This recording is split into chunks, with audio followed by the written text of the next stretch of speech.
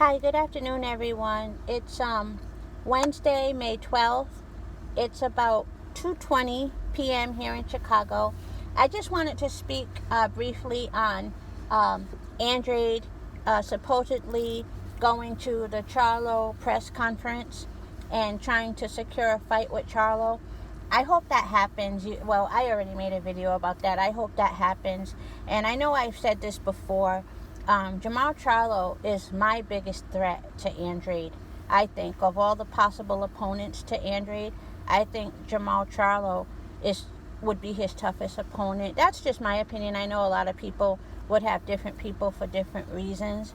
But I think that, despite disliking each other, and I'm sure there's good reason for it, with Andrade, talking shit about Jamal and Jamel, and, Andrade pulling out of the Jamel fight. I'm sure there's good reason for them to not like each other. But Andrade and Jamal Charlo actually have a lot in common, They're both champions. They both have been avoided by the same boxers, in their division. They've both been avoided by the Triple G's, and they've both been avoided by Canelo. And another thing they have in common is they're both clean fighters. They don't use PEDs. They don't have protection agencies, If they get in the ring, all they have is their skill set, their mindset, and making everything come together. It's what they have naturally that they have when they get in the ring. So, they have a lot in common. Again, they're clean fighters, no PEDs, they're champions, they're both being avoided by the same fighters. Oh, and that reminds me, for everybody who's always saying, oh, Triple G will bash Charlo, or, Canelo will bash Charlo or bash Andrade, pay attention to the boxer who you think will win. Why don't they agree with you? They would have taken the belts a long time ago if they thought that could happen. But they know it can't happen, And so, or they know the likelihood of them not being able to win is very strong. Very strong. And so, when you make those kind of comments, just think, why does your favorite fighter disagree with you? Why hasn't that fighter taken the fight at any weight division? But yet, these fighters are supposed to have goals. Like everyone is saying, Canelo has goals. Why didn't he have goals at 154 or 160? Why didn't he have goals, at any time when he could face Charlo or Andrade? Why didn't he have goals when Charlo was his mandatory? He didn't want to fight Charlo. So pay attention to your favorite fighter when you say that they would destroy this person and destroy that person. They're showing you that they don't agree with you. They're showing you it's quite the opposite. They're not confident at all that they could beat these guys. And as far as Andrade and Charlo are concerned, I think that would be a really, really good fight. Man, if those two get in the ring together, oh my God, that would be an amazing fight. And the thing is, I've heard people say that Andrade and Charlo give Canelo too much respect. If you think that Charlo in a million gazillion years would get in the ring with anyone, not just Canelo, with anyone, and give them too much respect, you don't really pay attention to Charlo and how he trains and his mindset and how much he adores his family. That's a family man right there. Everything he does is for his family and the people who love him.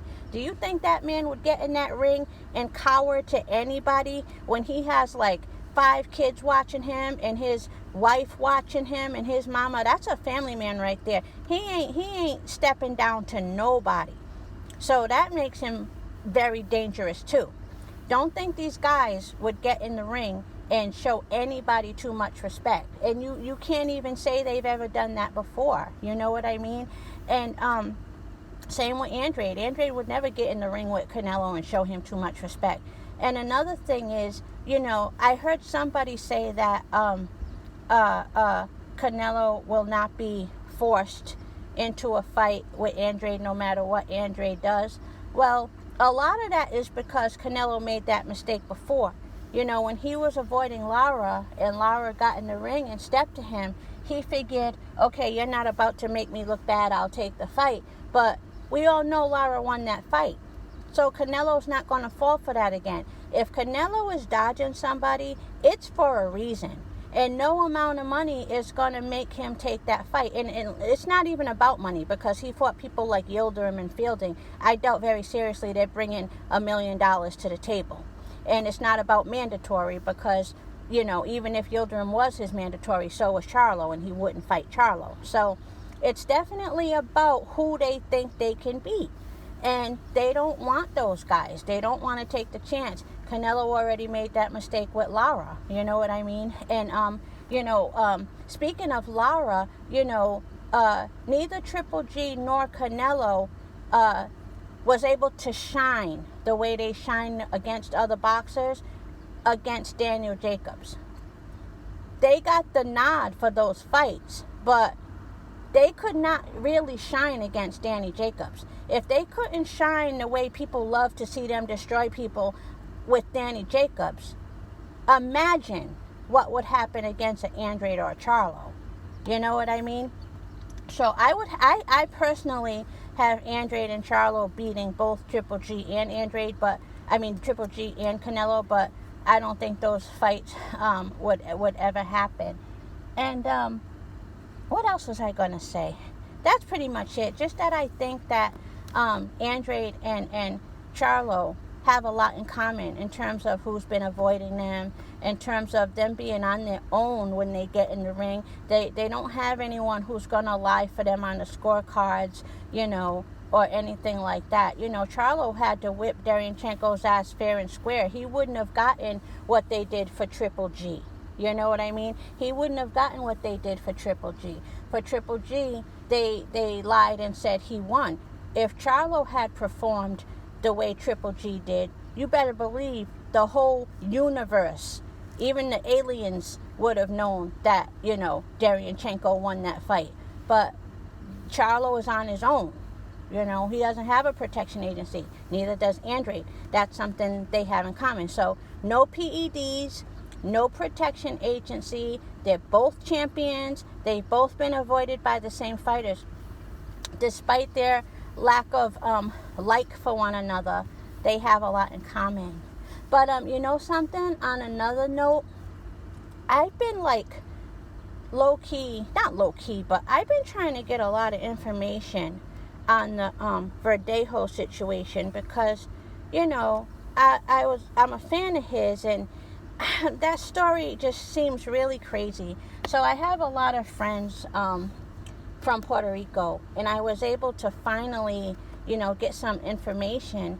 And the streets of Puerto Rico are talking, and anyone listening to this video, if you agree or if you heard the same thing, let me know. But the streets of Puerto Rico are talking, and Verdejo was definitely threatened to either partake in it or take the fall in it. And a lot of you people already know, his wife, the father, was a drug lord. And they're saying Verdejo was threatened pretty badly. Like, they threatened his family and everything.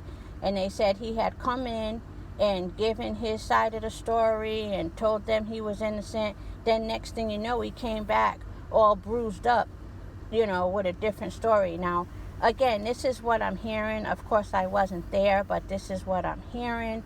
And so I knew there was something to that story, man. I knew it, but I couldn't prove it, It just didn't make sense. It just didn't make sense. He knew that woman for a long time. Ain't nobody spazzing out like that and killing someone that they've known for so long just like that. I don't care how many losses they came off of.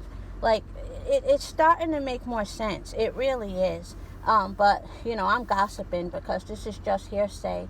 I don't know. But, man, you got to be careful messing around with them in Puerto Rico. Well, I guess any drug lord of any area, not just Puerto Rico, because even with Camacho, there was a cab driver, I think, that knew the whole story about what really happened with Camacho and his best friend, and I guess he talked to too many people and he ended up dead. So I guess the streets are talking about Verdejo, but they're being cautious because, you know, those drug lords ain't fucking around. Man, I'm sure a lot of you guys just knew something wasn't right with that story. There's more to that story with Verdejo, you guys. He was definitely, you know, bullied into certain things happening. I don't know everything, so let me shut up because I don't know everything. Wow, this video is 10 minutes long. I apologize. But yeah, Andrade, Charlo, that would be a great fight. That would be a great fight, you know. Let's hope it happens. We'll see, right? We'll see. Salute to Trey X and Marlo. Salute to D-Lo. Salute to Derek Bailey. Salute to Monty. Monty, I saw a little bit of your video. I gotta go watch the rest of it. Salute to Monty. Salute to Scrapbook Boxing. Salute to El Chapo, Chris Reyna. Salute to El Fenici. Salute to Main Man, Made Man. Salute to BFTB. I didn't get to see all of your pound for pound, but I saw when you were talking about Shakur. I'm pretty sure your pound for pound list is dope. I'm pretty sure it's dope. So I gotta listen to it. And salute to everybody, man. J-Run Pro, Cypher. Anybody seen Cypher Supreme? Salute to Marshall Simmons. Salute to everybody, man. You know, thank you for listening, because there are a gazillion videos you could listen to instead of this, me just rambling. But thank you for listening, and have a good day.